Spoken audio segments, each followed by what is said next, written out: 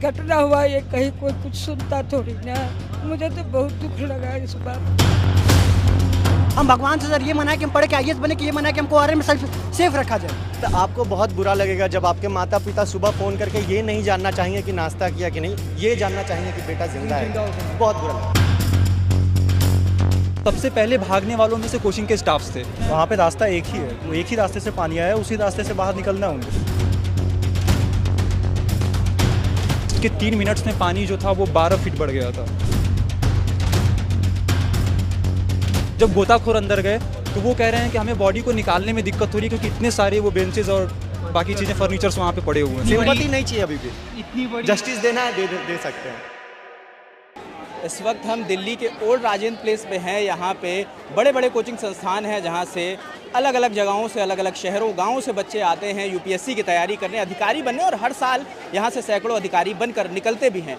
मगर कल रात एक ऐसा हादसा हुआ जिसके बाद यहाँ का मंजर बदल गया। पीछे देख सकते हैं स्टूडेंट प्रोटेस्ट कर रहे हैं। पहले माजरा बता देते हैं कि कल शाम एक यहाँ पे कोचिंग है राव IAS करके, उसके बेसमेंट में लाइब्रेरी है जहाँ पे बारिश की वजह से पानी भर गया, और पानी इतना ज़्यादा भर गया और कि उसकी वजह से 3 बच्चों की जान चली गई है। अभी जो अधिकारी का आंकड़ा है वो ये कहता है कि 3 बच्चों की जान चली गई है। हमारे साथ बात करने के लिए कुछ स्टूडेंट्स मौजूद हैं, उनसे जानेंगे कि असल में कल क्या हुआ है। हाँ जी, आपका नाम? अनिकेत सिंह। अनिकेत, कल क्या हुआ है, अगर थोड़ा सा ब्रीफ बता दें हमारे दर्शकों को। अब एक्चुअल तो किसी ने देखा नहीं है अंदर, पर जितने भी रिपोर्ट्स आए उस हिसाब से कि पानी भरना शुरू है अंदर और वॉचमैन ने लाइट बंद की है, और उसका जैसे ही लाइट बंद किया फिंगरप्रिंट एक्सेस सिस्टम था तो डोर लॉक हो गया है, और फिर वहीं से आगे जो हुआ है पानी भर गया है। और फिर कोई एक रिपोर्ट के एक जन किसी के हिसाब से कि थार आई है वो ठुक गई है दरवाजे पे, और पानी भरा तो दरवाज़ा टूट के बह गया, पूरा एक साथ फोर्स में पानी बह, वहाँ डूब गए कि इलेक्ट्रोवेट हुए, नहीं पता किसी को एग्जैक्टली आइडिया। सब अलग अलग बातें बोल रहे, किसी को एग्जैक्ट पता नहीं है अभी तक कुछ डिटेल्स। कितने स्टूडेंट्स उस समय लाइब्रेरी में मौजूद थे, कुछ आइडिया है इसका? जो लाइब्रेरी से निकले हैं वो बोले थे 30 to 35 तक कुछ थे अंदर। आपका क्या नाम है? प्रशांत। प्रशांत, क्या लगता है ये इसके पीछे कौन जिम्मेदार है, किसको आप देखते हैं? प्रॉब्लम ये है यहाँ पे वाटर लॉगिंग की प्रॉब्लम। मैं यहाँ पे 2018 से हूँ। मैं यहाँ पे क्लासेस करता था, वाजिरा में मैंने क्लासेस की। तो मेरी ऑप्शनल की क्लासेस होती थी डोमिनोज वाली बिल्डिंग में, मेरी GS की क्लास होती थी वो सामने वाली बिल्डिंग में होती थी। तो क्लास ये होता था, मेरे 8:30 से 11 क्लास होती थी, 11 से 2 क्लास होती थी। अगर 5 में भी बारिश होती थी तो यहाँ पे पूरा वाटर लॉगिंग होती है। 20 रुपये रिक्शे वाले को देके हम रोड क्रॉस करके क्लास करने जाते हैं। यहाँ की ये हालत है। पिछले जितने टाइम से मैं हूँ मैं यही देख रहा हूँ कि 10 मिनट की बारिश होती है यहाँ पे पूरा पानी भर जाता है। तो प्रॉब्लम यहाँ पे पता है सबको कि यहाँ पे वाटर क्लॉगिंग होती है, सब कुछ होता है, बट सिविक अथॉरिटीज़ कहीं ना कहीं वो अपने काम को लापरवाही कर रही हैं। इसकी क्लीनिंग नहीं हो रही है, ड्रेनेज की क्लीनिंग नहीं हो रही है, और सब सारी एक तरह से मिली भगत है जो आप बोल सकते हैं, और क्या ही बोलते हैं। प्रशांत, इतने बड़े बड़े संस्थान हैं, मतलब देश के ग्रामीण नामी संस्थान हैं यहाँ पे, और मुझे नहीं लगता ये लाख रुपए या 1.5 लाख रुपए से कम फीस लेते होंगे। उसके बाद अगर ऐसी व्यवस्था है जिसमें हल्की बारिश से अगर उनकी फीस मैं बताता हूँ। GS की फ़ीस है 1,84,000 रुपये। CSAT की फ़ीस अगर क्लास करनी है तो आपको 25 to 30,000 एक्स्ट्रा पे करने हैं। ऑप्शनल की क्लास करनी है तो 64 to 70,000 रुपीज़ इनकी फ़ीस है। तो अगर टोटल आप काउंट करते हो तो 3 लाख रुपये हम केवल और केवल कोचिंग की फ़ीस यहाँ पे देते हैं। प्लस लाइब्रेरी एक्सेस जो दे रहे हैं यहाँ पे या कुछ भी कर रहे हैं, लाइब्रेरी का हम लोग पे करते हैं 3500 to 4,000 पे करते हैं हम लाइब्रेरी का पर मंथ। और सारी लाइब्रेरीज यहाँ पे बेसमेंट में है। आप कहीं भी चले जाइए, जितनी भी लाइब्रेरीज हैं सब में केवल एक एंट्री या एग्जिट है, सब में बायोमेट्रिक लॉक लगे हुए हैं। कहीं पे कोई भी वेंटिलेशन प्रॉपर है नहीं। प्रॉपर नॉर्मल टाइम पे क्या होता है, जब आप गर्मियों के टाइम पे जो सीवर का पानी है वो वॉशरूम के थ्रू बाहर आता है, तो बरसात के टाइम पे क्या हो सकता है आपको खुद ही पता है कि बरसात के टाइम पे सीवर का पानी बेसमेंट में कितना भर सकता है। आप कल रात में भी हमें मिले थे और कल रात से आप यहीं पे डटे हुए हैं। क्या लगता है, क्या देखा आपने यहाँ पे, कौन कौन आया, क्या आश्वासन दिया? पुलिस से भी आप लोग भिड़े हुए थे? हाँ, हमने जितनी देर पुलिस से बातें की थी, हमारी बातें उन्होंने काफ़ी अच्छे से सुनी भी थी, उन्होंने अपनी बातें रखी भी थी। बट हमें कंटिन्यूसली एक चीज़ तो पता चल गया कि वो डेटा को मैनिपुलेट कर रहे थे। बिकॉज हमें बार बार ये चीज़ बताई जा रही थी कि 3 लोगों की डेथ हुई है और बाकी लोगों को अभी संज्ञान में लिया गया, तो उनका देखा जाएगा कि उनके साथ क्या हुआ है। बट हमारे पास जो इन्फॉर्मेशन आ रही थी ग्रुप में टेलीग्राम के थ्रू, वो ये आ रही थी कि तकरीबन 11 से 12 बच्चे मिसिंग थे उसमें से, जिसमें से मतलब कुछ का तो मैं नाम भी जानता हूँ, जिसमें एक शुभरांजन नाम का लड़का था जिसके पेरेंट्स भी यहाँ पे थे, बट वो क्लियर ही नहीं थे कि हमारा बच्चा है कहाँ पे। ना उसका डेथ क्लियर हुआ है, ना उसका मिसिंग कुछ ऐसा क्लियर हुआ है, उसके बारे में कोई इन्फॉर्मेशन नहीं है। 2 बच्चियों की जान गई है जो यूपी की थी। इन्हीं में जो 3 का आंकड़ा आ रहा है, इसमें एक बच्ची श्रेया नाम की है जो यूपी के अम्बेडकर नगर से है। उनके अभी रिश्तेदार की बाइट अभी ANI पे चल रही है, न्यूज़ मीडिया पे चल रही है। तो उनका कहना है कि उन्हें जानकारी नहीं मिली है, किसी आधिकारिक व्यक्ति ने उन्हें जानकारी नहीं दी, वो रात में टीवी देख रहे थे जिसमें उन्हें इसकी जानकारी मिली तो उन्होंने पुष्टि करी, तब वो यहाँ पे इन्फॉर्मेशन दे रहा हूँ। शुभरंजन नाम का जो लड़का था, उसके पेरेंट्स रात में यहाँ पे आए, ठीक है। उनसे जब मीडिया वालों ने पूछा कि आपको किसने इन्फॉर्मेशन दी, तो उन्होंने बताया कि जब कोचिंग में ये इंसिडेंस हुआ था, सबसे पहले भागने वालों में से कोचिंग के स्टाफ्स थे, वो वहाँ से खाली हो गए, वो वहाँ से निकल लिए जो 70-80 लोग थे, बाकी सिर्फ बच्चे फंसे थे उसमें। अब उन पेरेंट्स को ये पता चला कि दोस्तों के थ्रू कि हाँ उनका बच्चा फंसा हुआ है अंदर, हालांकि वो मोबाइल लेके नहीं गया था, बेसिक प्रॉब्लम उसके साथ ये होगी, लेके गया भी होता तो पानी में क्या ही काम करता, वो सबको पता है ये। उनको अभी तक ये इन्फॉर्मेशन नहीं मिली है कि शुभरंजन के साथ क्या हुआ है, ना ही ये लोग इन्फॉर्मेशन दे रहे हैं। आप लोगों को कैसे जानकारी मिली किसके बारे में? इस इंसिडेंट के बारे में? सर मैं तो अपने रूम पे था, देन तकरीबन अब मेरा रूम क्या है कि जहाँ पे ये इंसिडेंस हुआ है उसके जस्ट बगल में है, तो वो शोर शराबा बाकी चीज़ें होने लगी। क्या टाइम रहा होगा?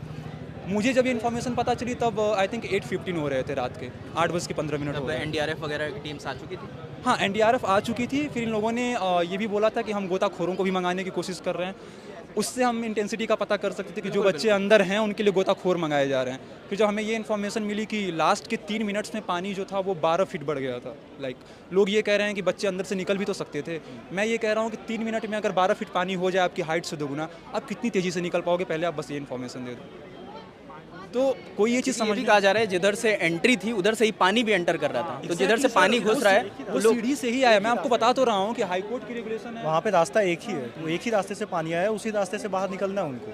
और प्रॉब्लम ये है कि मैं वो समझ सकता हूँ बिकॉज मैंने वहाँ पे टेस्ट सीरीज जाके लिखी हुई है उसी लाइब्रेरी में, हालांकि मैं उस लाइब्रेरी में नहीं जाता था, लेकिन मैंने टेस्ट सीरीज वहाँ से दी हुई है, तो मुझे पता है कि उनका इंफ्रास्ट्रक्चर कैसा था। इनफैक्ट जब गोताखोर अंदर गए तो वो कह रहे हैं कि हमें बॉडी को निकालने में दिक्कत हो रही है क्योंकि इतने सारे वो बेंचेज और बाकी चीज़ें फर्नीचर्स वहाँ पे पड़े हुए हैं। आप ऐसे माहौल को क्रिएट करते हो तो आप आके सामने आपको वो जिम्मेदारी भी उठानी चाहिए कि हाँ हमारी वजह से प्रॉब्लम हुई है। पुलिस पीपल आर सेइंग कि हमने ओनर्स को डिटेन कर लिया है। हमें ये नहीं समझ में आ रहा है कि आप डिटेन करके क्यों बैठे हुए, अरेस्ट करिए। पहले तो आप बेसिक डेफिनेशन समझा दीजिए हमें कि डिटेन करने का और अरेस्ट करने का मतलब क्या है ना। तो आप तो प्रॉब्लम को ऐसे रख रहे हैं कि हाँ फिर वही ये चीज़ है कि 550 करोड़ का टर्नओवर वाले मालिक 2 दिन में मामला दबा के खाली कर देंगे, दैट्स ऑल। किसी बच्चे की कीमत इतनी ही है लाइफ की यहाँ पे। एक बच्चे की कीमत ये है कि FIR हुआ पटेल नगर में, किसी को नहीं पता है कि उस FIR का क्या हुआ, किसके खिलाफ हुआ। सेम चीज़ें यहाँ पे होंगी, सुबह जाके FIR हुआ है, किसके खिलाफ हुआ है, किसी को कुछ नहीं पता।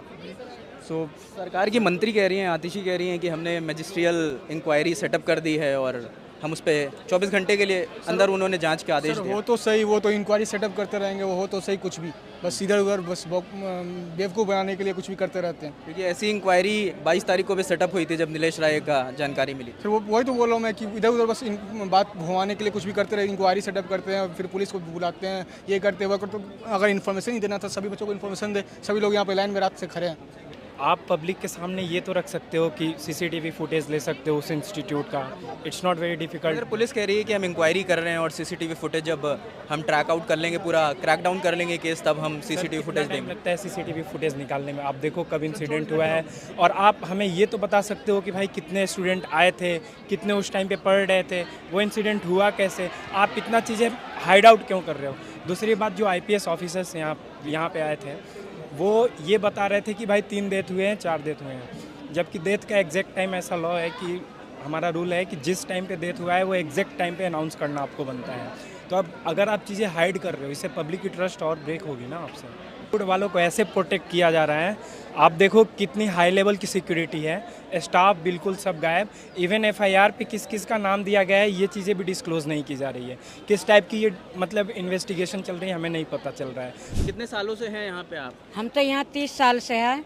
और आपने तो इस ORN में लोगों को बसते देखा होगा, इन संस्थानों की बड़ी बड़ी बिल्डिंगों को बनते देखा होगा अपने सामने। हाँ, ये सारे बिल्डिंग सब मेरे सामने बने हैं जी। और ये बाल भारती स्कूल का बच्चे भी थे 10 साल पहले। स्कूल जब छूटे तो यहाँ नाले पर बह के चले गए, तब भी कोई कुछ नहीं करे। पर जिनके बच्चे 30 साल पहले से यहाँ ORN में पानी भर रहा है और आज भी उतना ही पानी भरता है। यहाँ हमेशा इतने भरते जो मतलब अगर रिक्शे वाले भी ना निकाले तो बच्चे तैर के, और जो बच्चे नहीं निकल पाते वो उनकी व्यवस्था बहुत बुरी हो जाती है। तो कोई आप लोग शिकायत नहीं करते हो लोगों से? कौन शिकायत सुनेंगे? हम लोग गरीब आदमी कमाने खाने वाले हैं, तो हम लोग के ये बड़े बड़े पैसे वाले कहाँ सुनेंगे? ये सब कोई किसी का सुनता नहीं। और ये लोग अपनी मतलब ये बिस्मिट बना बना के सारे बच्चे की ज़िंदगी खराब कर रहे हैं। कल जब ये हादसा हुआ तो आपको कैसे जानकारी मिली, आप कहाँ थे? हमें कोई रिक्शा वाले फ़ोन करके बताया जो यहाँ बाजीराम पर ऐसे बात हो गई है, तो आज हम छुट्टी करते हैं एतवार को। तो वैसे हमें मतलब बहुत दुख लगा, बच्चे लोग तो जाते हैं हमारे गाड़ी घोड़ा से, इसलिए हम देखने आ रहे। अरे रोइए नहीं अम्मा, बच्चे किसी का भी बच्चे से तो वो लगता, बच्चे तो अपनी ज़िंदगी के पढ़ा लिखा के लिए आए, मगर बच्चे के साथ घटना हुआ ये कहीं कोई कुछ सुनता थोड़ी ना। यहाँ से कितने आईएएस ऑफिसर निकले हैं सर जो कुछ नहीं कर पा रहे हैं अभी अपने एरिया के लिए। हम यहाँ से पढ़े हैं, अपने यहाँ के लिए कुछ नहीं कर पा रहे हैं। हम भगवान से सर ये मना है कि हम पढ़े के आईएएस बने, कि ये मना है कि हमको आरएन में सेफ रखा जाए। ये भी तो मनाना सर। मैं क्या कहूँ कि भगवान मुझे आईएएस बनाओ पढ़ा लिखा के, मैं ये कहूँ कि मुझे सेफ रखो आरएन में। घर वाले को भी तो चिंता लगी। जब से नीलेश राय का इंसिडेंस हुआ है सर, उसके बाद बच्चे काफ़ी अवेयर हैं। मैं खुद कल बारिश में फेस कर रहा था, बारिश जब हो रही थी काफ़ी पानी जा रहा था। मैं गेट नहीं छूता हूँ, बस में बैठता हूँ तो बस से चिप ऐसे बैठता हूँ कि गेट पे टच ना हो जाए। आयरन वायर लोहे की चीज़ें हैं। और यहाँ सर लाइब्रेरी में बच्चा बैठ के पढ़ रहा है, पढ़ते पढ़ते डेथ हो जा रही है सर। कितना बड़ा एडमिशन का फेलियर है ये। अब ये इतने बड़ी कोचिंग में, ये कोचिंग सर आज यहाँ इस एरिया की मेरे जो बिल्डिंग है इसकी वो टॉप क्लास की बिल्डिंग है। ये एक तरह से जो जैसा टाइटैनिक वाला हाल है कि टाइटैनिक पहली बार में नहीं डूबेगी, ये कोचिंग इतनी हाई इंफ्रास्ट्रक्चर होने के बाद पहली बार में इसमें बाढ़ आ गया। ये सर काफ़ी फेलियर इंसिडेंट इस सब चीज़ों का। और ये मेरी गुस्सा नहीं सर, ये एक्चुअल गुस्सा है इस प्रॉब्लम का। अगर आपसे पूछा जाए, अगर जनता सुन रही है, अधिकारी भी इसे देखेंगे, आप क्या बताते हैं कि ओआरएन की क्या, ओल्ड राजेंद्र नगर की क्या ओआरएन की प्रॉब्लम ये है, आज से 10 दिन पहले, 10 दिन से पहले से सर सीधे इससे रोड जाती है जो गफार मार्केट बोला जाता है। उसके बगल में मोबाइल वाली जो मार्केट है वहाँ 10 दिन से रोड खोज के, मतलब सर वहाँ सीवेज का काम चल रहा है। वो 10 दिन से स्मेल आ रही है, काफ़ी रेस्टोरेंट वगैरह वहाँ के बंद हैं। एक तो सर खाने की प्रॉब्लम है, ये वो बात तो अलग है, लेकिन वो 10 दिन से वहाँ काम चल रहा है, वो सीवेज ट्रीटमेंट नहीं हो पा रहा है। और यहाँ ये तो सर सबको पता है कि एक तारीख को मानसून आता है जून में, क्यों आप मई में सफाई नहीं कर पाते हो? एमसीडी का बजट 70-80 हज़ार करोड़ का है सर, एक सफाई वाले काम तो कर ही सकती है एमसीडी। ये पूरा फेलियर है एमसीडी का। अब इसके लिए तो सेंट्रल गवर्नमेंट आएगी नहीं, ये तो एमसीडी का फेलियर है। और सर इसमें काफ़ी अभी भी आप देख सकते हैं कि कितनी गंदगी यहाँ पे दिख रही है। आप देखेंगे तो ये मेन रोड है और सामने बड़े बड़े संस्थान हैं। और ये देखिए चहला आपको सामने दिख रहा होगा, अगर अद्विक दिखा पाए इसे। बच्चे सर बड़ी बड़ी आशाओं से आते हैं घर को छोड़ कर कि यहाँ आएंगे ओआरएन में पढ़ेंगे और आईएएस बनेंगे। सर यहाँ देखिए ये हाल, बच्चे का कोई सेफ्टी ही नहीं है। जब मन कर रहा है जान चले जा रहा है, जब मन कर रहा है जान आ रहा है, कुछ सेफ्टी नहीं है सर। यहाँ आप आएंगे तो आपको लोग 10 तरीके के बात बताएंगे। असली हमको जो महसूस हुआ अपने तैयारी के दौरान वो बताएंगे। आप अभी कभी किसी भी यूपीएससी एस्पायरेंट के रूम में चले जाइए, उसका छोटा रूम होगा, घुसते के साथ खत्म हो जाएगा, लेकिन कभी दुख के साथ नहीं दिखाएगा, आशा के साथ दिखाएगा। एक मैप लगा होगा, 4 किताबें रखी होंगी, पूरा खुशी के साथ दिखाएगा। आपको देख के लगेगा क्या दयनीय स्थिति में रह रहा है, सिंपैथी आएगा। जो कि न्यूज़ मीडिया में हम लोग देखते रहे हैं कि लोग बोलते हैं यूपीएससी वाले बच्चे इतने कष्ट में तैयारी कर रहे हैं। हम लोग को वो कष्ट आदत हो गया है, लेकिन इसका आदत नहीं हुआ है सर। यहाँ बहुत कम लोगों को पता होगा और ये एकदम लीगल है। 2020 में दिल्ली गवर्नमेंट का एक छोटा सा इंसिडेंट हुआ था, तो नोटिफिकेशन आया था कि जितनी भी बेसमेंट्स की लाइब्रेरीज हैं वो बंद की जाए। तो मेरा ज़्यादा डिमांड नहीं है, राउज आईएएस बस ला के वो लेटर दिखा दे जिसमें ये लाइब्रेरी ऑपरेट कर सकते थे बेसमेंट में, वो लेटर हेड है इनके पास एमसीडी की तरफ से। और डिमांड क्या करेंगे ये लोग? तो एक्सीडेंट बोल रहे हैं ना, हम लोग जस्टिस बोल रहे हैं। जस्टिस क्राइम का होता है सर, ये लोग तो उसको कलर कर रहे हैं एक्सीडेंट। तो एक्सीडेंट के लिए तो हम लोग क्या ही मांगेंगे उन लोग से? सिंपैथी नहीं चाहिए, अभी भी इतनी बड़ी जस्टिस देना है दे सकते हैं। तो आपको बहुत बुरा लगेगा जब आपके माता पिता सुबह फ़ोन करके ये नहीं जानना चाहेंगे कि नाश्ता किया कि नहीं, ये जानना चाहेंगे कि बेटा जिंदा है।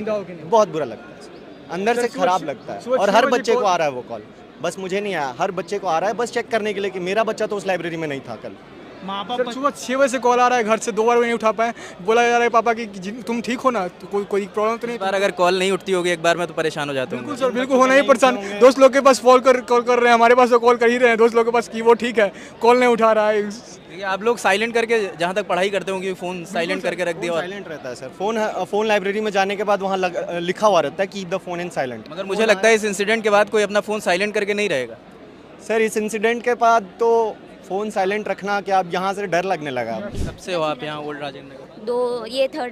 3 साल होने वाले हैं। 3 साल में इसको कुछ बदलते देखा ये, या पानी उतना ही भर रहा है? नहीं है, 10 मिनट की बारिश में यहाँ, मैं वैसे पटेल नगर रहती हूँ, बट यहाँ से लेकर के पूरा 10 मिनट की बारिश में 3-4 फुट पानी भर जाता है। इधर पुलिस एमसीडी वाले भी सर अकाउंट ट्रांसपेरेंसी मेंटेन नहीं करने, ये public FIR copy public domain में नहीं दे रहे, सीसीटीवी रिलीज नहीं कर रहे, ये भी कुछ छुपा रहे ऐसा लग रहा है सर प्राइमा पे से।